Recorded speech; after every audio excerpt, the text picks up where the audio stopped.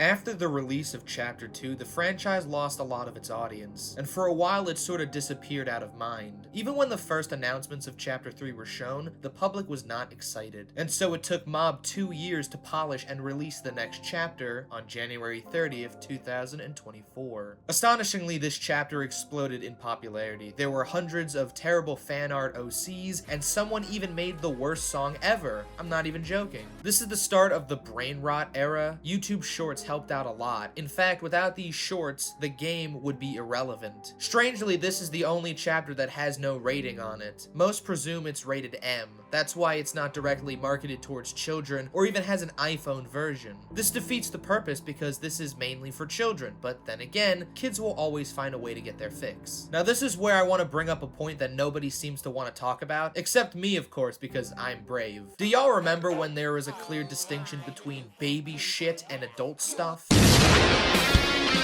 When I was a kid, I wasn't allowed to watch Family Guy or play GTA 4, because it was, violent, it was full of profanity, and had sex. There were specifications and ratings for media that made it clear who it was made for. Now everything is made for everybody. Adults can watch baby shows and talk about how the political meeting is helping the next generation, while at the same time, kids are growing up so fast just to get a head start on how everything sucks. And don't get me wrong, I don't really care that kids are playing violent video games. I have a problem with adults consuming kids' content and making videos on YouTube about them. Fuck, wait, I see the irony in that. Cut that out. I mean, who makes the cartoons for kids? Adults, clearly. I mean, can you blame them for fucking doing a Diddy moment and every 5 seconds of SpongeBob? I don't. I do the same thing. We all know why they do it. It's for money. Do you think they like this shit? You think when Slimeblock wakes up to record the next video about some popular veiled fetish, he's happy? No, this fucker wants to kill himself. The best people can do on this website is to get Stockholm Syndrome and eventually have their perception of reality warped to such a degree that they actually think that shit like Poppy Playtime is peak. Anyway, Chapter 3 has been praised for reinvigorating the franchise. Due to this, a lot of people defend this game. A lot. Way too much. The reviews all give it a positive light, and in their own words, redeemed the series.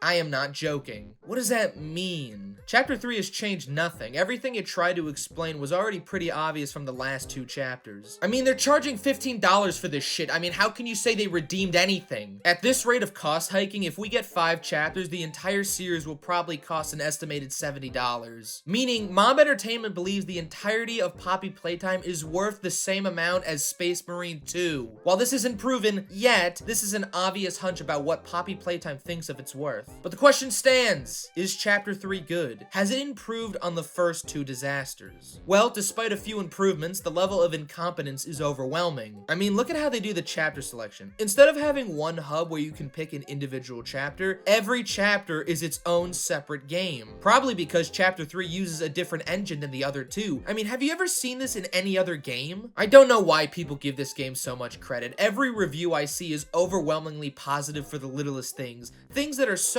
amateur that it's embarrassing. From what I can gather, they don't get money from mobs, so I presume they're stupid, which seems to be the target audience. If you show me 5 people who like this game, I'll show you 5 liars. Let's just quickly debunk some of the stuff they say. Okay, number 1. Poppy Playtime is scarier now. No. Number 2. Catnap is just, a great monster. No! Before I get into this chapter, analyst, I have to admit that there are some things that I appreciate, I think the word is. The chapter tries a lot of different things, and while it doesn't execute them well, the effort was put in there. The graphics look great, the gameplay is more engaging, and there is a lot of variety sprinkled throughout the level. The detailing alone of the environments is top-notch. It's like a AAA game. The animations, for the most part, are also so much better. I didn't mention this in the previous chapters so far, but the animations are not the best, but here, they're actually pretty good. So it's a huge, huge improvement over the first game. But that's not saying much. It still sucks monkey fucking pukes diarrhea up your fucking asshole. And that's the nicest I'll put it. If you want to hear worse, well, I just gotta review the game. Now, I played this chapter about 5 times, but this gameplay is from my co-writer Mason, who helped me understand better how someone with ADHD can't sit down for 1 second before shooting the dog monster with the flare gun when I need the dialogue for the scene! As usual, let's read the open. In the aftermath of the train crash, you find yourself stranded in the depths with a new goal in your sights. How bare bones can we get? I don't even think there's a story anymore, just a string of events to push you to the next jump scare. We cut to a news report about some brand of toys called the Smiling Friends. Oh, sorry, Smiling Critters. One of them is Catnap. He's the flagship monster of the chapter. He is all in the promotional material, and it's weird because we already have 2 cats, so I don't know why they made a new one. Oh wait, we'll talk about him later. You can tell that they really tried making them as uncanny as possible. I mean, it didn't work, but yeah, you know. The main problem with them is that they look too cute. It's not even scary. The lack of detail hurts the design. And here's the thing, they're kind of like dehumidifiers, I think, because they spray out a gas that makes the kids sleep. In the lore, these gases have different scents, you know, like lavender, orange cream, and my favorite, mustard. It goes back to the Huggy Wuggy toy design, you know, giving the toys a depressing reason why they exist, which I think they should work more on, but of course they don't, you know, fuck it, it's only chapter 3. The first thing you'll notice about this chapter is that it starts with a cutscene, which is pretty new for Mob. I didn't even think they had it in them. The best part about it is that when you adjust the brightness of the game, it just resets the lighting in every cutscene. It's great. The player is thrown down a trash compactor and has to escape. It's pretty easy. There's no threat at all, except, I guess, the controls? The first time I played the game, it felt weird. When I gave it to Mason, he understood me. I don't know how to explain it other than it's stiff, but I noticed something else was off. Have you noticed anything different about the player? Yeah, you get new animations. They're subtle, but a great addition. It makes the grab pack have weight to it. However, as we move along, we get tutorials. The same ones from the previous chapters. I guess Mob thought we would have forgotten how to play. It's not rocket science, but I mean, come on, give us some fucking credit. We do get a curveball though. Most of the environment cannot be interacted with. The grab pack was great for grabbing things, but apparently you can't do that anymore, or not as much. A lot of the objects in the game are not easy to discern what can be grabbed or not. Just look at this example. I have to get this battery, so my brain thinks, oh, I should move this cart out of the way. But for some reason, it doesn't grab. Yeah, I know that I can grab the battery from all the way across the room, but why can't I move this thing? Also, I'm gonna be a little nitpicky here, but why when I grab the battery from the handle and I bring it back to my arm, I'm holding it from my palm? Really? So blah blah blah, you walk around and then you hear a phone ring. Ooh, I wonder who this is. Is it Poppy? Hey, can you hear me? You look kinda lost. I don't want you to die, so I'm gonna help you. Oh, it's a kid. And it's played by a kid actor. Fuck. Look at the tube thing on the back wall. Ready? Boom! You can use that battery to open the door. Yeah, thanks kid for explaining how to use the batteries, even though I just did it in the other room less than 10 seconds ago. Did you do that? I guess that's where Catnap found you. I know you're probably mad at Poppy for not letting you escape, but she needs you. We need you. You are our mission. Together, we can save a lot of people, including you. Playcare is straight ahead. It's the home of Catnap, one of the smiling critters. There used to be 8 of them, I think. Now it's just him. Playcare is his church, his hunting ground. Whatever he wants it to be. You better get moving quickly. We'll keep in touch. Oh, and by the way, my name is Ali. Nice to meet you. I just had to let that play out. That was the biggest exposition dump I ever heard. I didn't even edit that. Look at Mason, he can't even sit his ass down. That's how bad it is. So the player moves to a loading dock to Playcare and gets on the bathysphere. Oh, sorry, a trolley. By the way, There are loading screens in this game. This makes sense for a game this big, but it also really breaks the flow, especially when you have to sit through 2 loading screens just to get to another part of a level that you don't want to play. The trolley itself is broken, I think, or it's just the way it's animated. It really feels like someone from Gary's Mod was carrying me in a physics gun. It just jitters around. I don't feel safe. My name is Elliot Ludwig.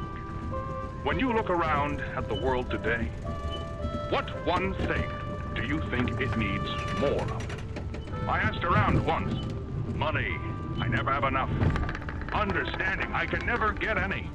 Faith, the common man has lost it. Wow, we are really just stealing from BioShock now. Just blatantly ripping it off without understanding the material. What the hell is this Mega Mind bullshit? Are we in the movie 9? That is why it is with enormous pleasure that as the founder of Playtime Co., I announce Playcare. Oh my god. So let me get this straight. There's an orphanage under the earth.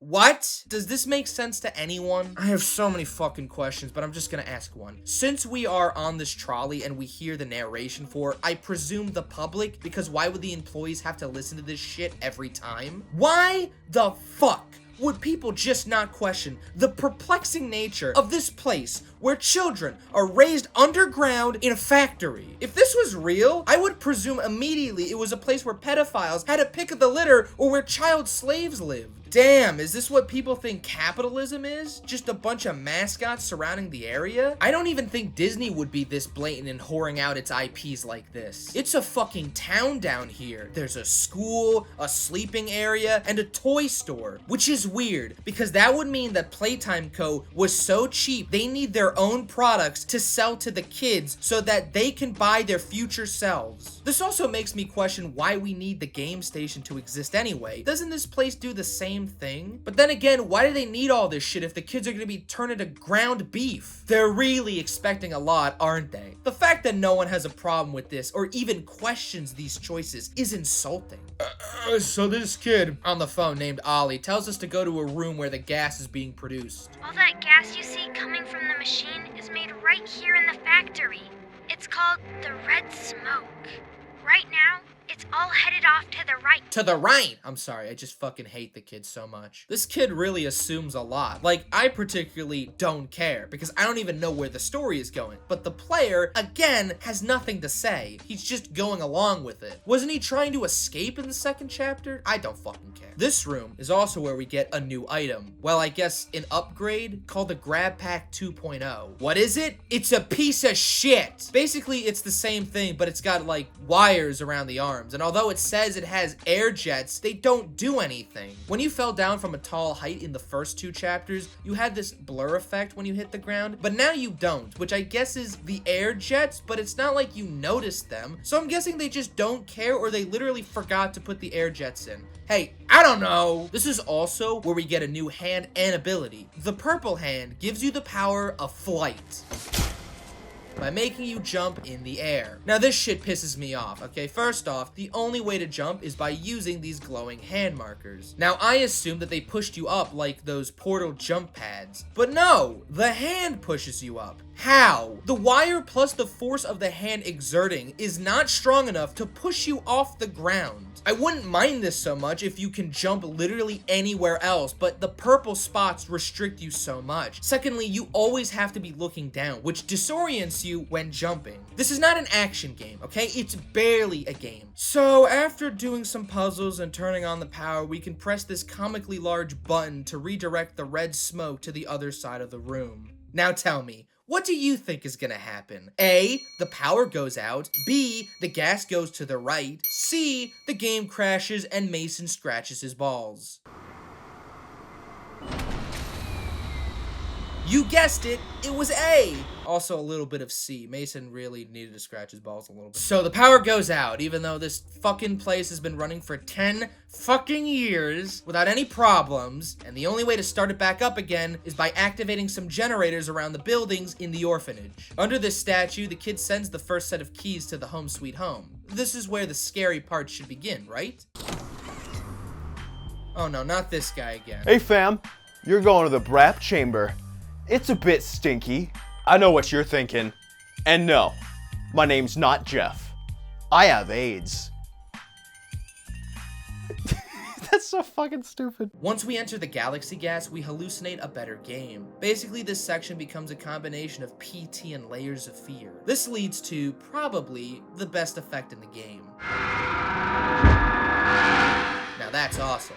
We later wake up where the real game starts. To get to the generator, we need to unlock 2 doors with a shitload of batteries. And to do this, we need to cause as much damage as possible by using these oversized cars to smash through props. This is also where we find the gas mask. It's so shitty that you can see the white outline of the PNG where they were trying to cut it out in Photoshop. Oh my god, it's Kissing Missy from the fucking...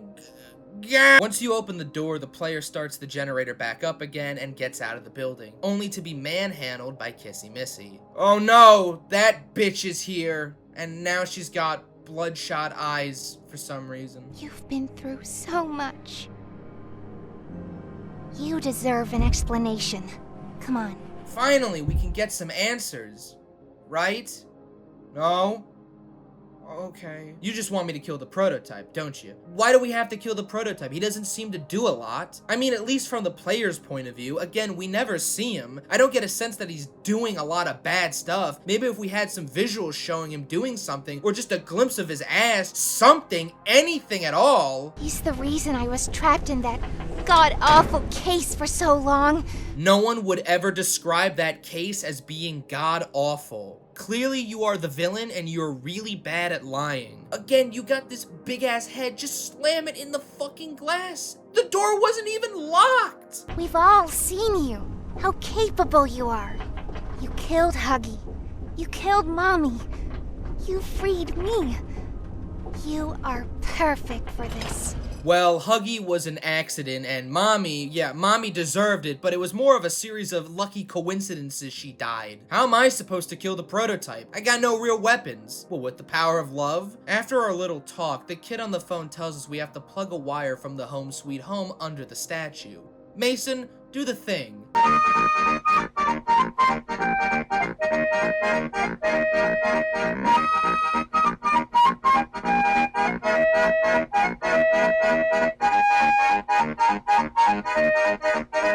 Oh my god, it just keeps going.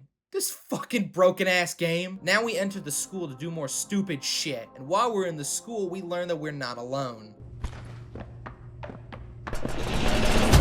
Now, what do you think this is? A smiling critter. B, the Elephant Man. C, some stupid fucking robot bitch who makes no sense for being here and is probably on the rag. This is Miss Delight speaking. Please excuse the interruption. Students, remain in your seat until the bell has rung.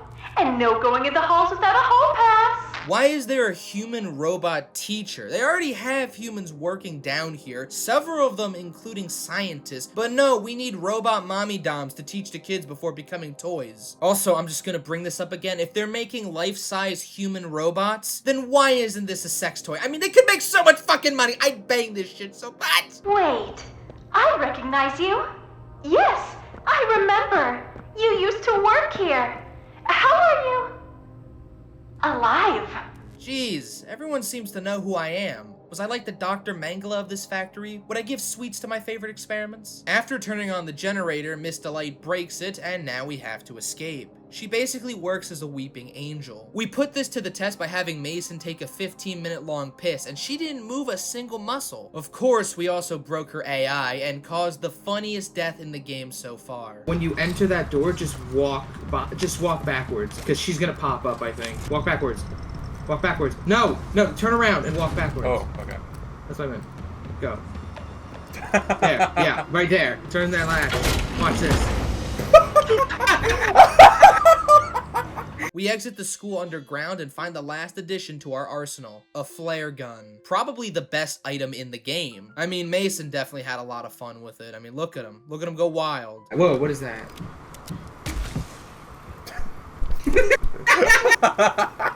While it's a great distraction, it also helps you light the darker areas of the game, because apparently, and I have to say apparently, the flashlight stops working. I don't even remember when it stopped, but it just doesn't work for the rest of the game once you get the flare gun. The player reaches an underground entrance to some sort of jungle gym, which is by far the best location. This is where we meet smaller toys that try to kill the player, but by using the flare gun we can scare them off or break the game entirely. Shoot them in the face! Break the AI! Sky's the limit when you got guns! The player then heads downstairs to meet, a dog. You're Pappy's angel. Come to save us. Nothing left to save. Not here. Now, there's a lot I can bring up in this moment. I mean, come on, look at this thing. But I really don't want to. But all I'll say is like, why is he a normal human dog while Catnap is a giant monster thing? I'm the last of the smiling critters. Why does he say that like he's the last samurai? You're not special. I didn't even know you existed until they told me you did. He keeps talking about how I'm like an angel and I'm gonna save this place. Dude, I barely even know what my motivation is. Let's just cut to the chase. Perfect. After escaping the jungle gym, Mason and I realized that we really didn't do anything. The generators were not turned on. I think one of them was destroyed. So what now? Well, the kid tells us to go to the Washington Monument and somehow that will restore the rest of the power. Then why the fuck did we have to go through the school if the better power source was right over there? I mean, he was before telling us that the school and the gym were dangerous. So why didn't we go to the easier option? This fucking blows. These fuckers who are writing the game should be fired. Oh wait! So we go in and we gotta do this thing and we do the thing that does the thing and it's supposed to do whatever and finally, Catnap does something. I guess I can finally talk about him now. Yeah, I didn't mention him a lot throughout the game. You wanna know why? Because he doesn't do shit. The people who praise this game a lot talk about how Catnap is the focal point of the chapter. They big him up to be this giant predator who stalks you throughout the game. Now, I hate to be the bearer of bad news, but he is barely in the game. You never really get the sense that he's stalking you. Most of the time, it seems like he doesn't even notice you, and when he does, he just stares at you from across the room, and if you walk up to him, he fucks off. I think they were trying to make Catnap like Half-Life's G-Man, but it fails because he never actually stalks you outside of the PT segment. But wait a minute, wasn't that PT segment also a hallucination? So Catnap wasn't even really there, nothing fucking happened. As a cat, you would think that he would, well, act like a cat. Cats are dickheads and they love to toy with their food. The only time Catnap does anything is like right now when he swipes the gas mask away from you. How can anyone say that he has any impact on the world when he doesn't even do anything? There's a moment where Poppy gets scared and believes that Catnap is coming to confront us, but he never comes out after us. Wouldn't it have been cool to sneak around Catnap while trying to redirect power from the first building? Also, I have to mention the backstory to this creature because it's too fucking funny not to. Also, it wouldn't make sense after Ollie says this. See, before Catnap turned into Catnap, I guess there was some pretty serious accident. He almost died, but they say that the prototype saved his life. So, as you know, this cat used to be a child named Theo. The prototype somehow tried to free him, but Theo got hurt, so the prototype just gives him back to the scientist and they turn him to a toy. And now for some reason he worships him like a god. Now that's funny, but here's what pisses me off. You wanna know how I got this information? Not from the game, not from the notes, but from an ARG. What the fuck's an ARG? Well, I'll tell you this, it's not in the fucking game. How am I supposed to keep track of the story if they scatter this shit on different platforms? The only way I knew about this is from watching a Super Horror Bro Mike video. And I don't wanna do that, I fucking hate that content.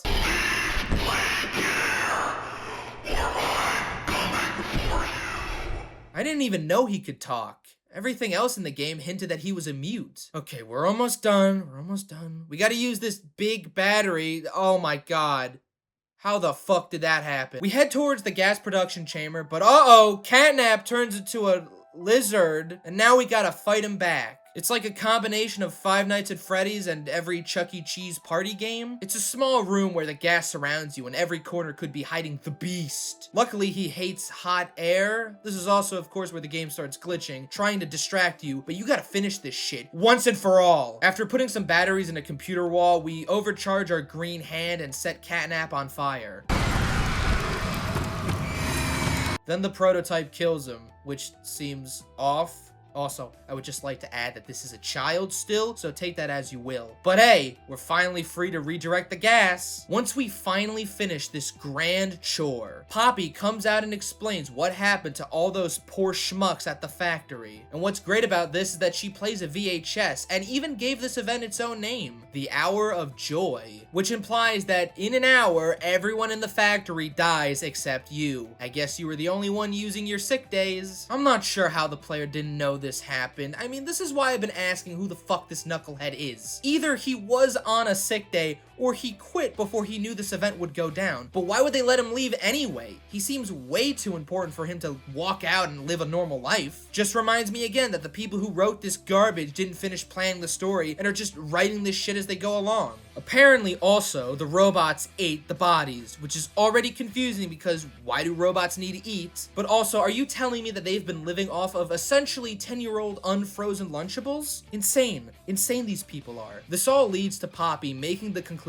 for us to kill the prototype. Okay, here we go again with this shit. Why? Not to be a liberal or anything, but why is the prototype bad? I get he caused the death of innocents, but he basically created a revolution to free the children from their tortured existence. I only know this because I've listened to the worst song ever. I'm serious, I want to kill myself after this. If he didn't kill those bourgeoisie scientists, Playtime Co. would have still been selling lobotomized children to bronies. But what I'm wondering is, what is he doing now? I gotta keep saying this, but it's been 10 years and he's done nothing. I think he just wants to be left alone at this point. You'd think he would want to escape or send his minions to attack the outside world, but he doesn't. It's not like this place is Fort Knox. The player literally walked through the front door. He doesn't even attack you at the end of the catnap fight, which really gets me thinking, are we the bad Bioshock guy?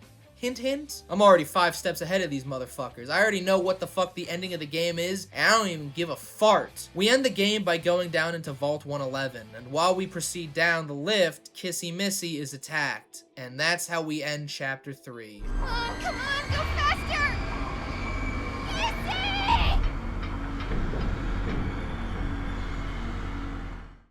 Weirdly, this chapter has a lot of religious symbolism. I don't know why, because it would barely register in a child's brain. The dog is literally in the pose of Jesus. How obvious can you get? It seems to be that the whole theme of this chapter specifically is about redemption. But how can people say that this chapter has redeemed the series? This is worse than I expected. Mason and I were really trying to give this thing some credit, but of course, it didn't exceed our expectations. It's lazy, uninspired, and messy. The religious symbolism feels way too late to be used now, and most definitely will be dropped going forward. So to put it into perspective, if we view being taken by the prototype as becoming one with Jesus or God, then Catnap is a loyal follower who wishes to be a part of something greater, while Mommy Longlegs curses us, saying he will make us a part of him, meaning through this religious lens, Mommy Longlegs is in fact renouncing Jesus as she dies, angry that she will become a part of her God. Keep that in mind, because Mommy Longlegs and Catnap were both serving the prototype during the Hour of Joy. If you're wondering what the fuck I'm talking about, I don't fucking know. It again feels like Mob's design and writing team have been binging analog horror and crowbarring themes into their narratives without thought or reason, then selling it to you in an ARG or NFT, but not an actual game. Chapter 3 is also the glitchiest chapter so far. Here's one of my favorite moments. In this part of the game, we need to unlock this door by using the batteries, but in our playthrough, the battery just kept getting bigger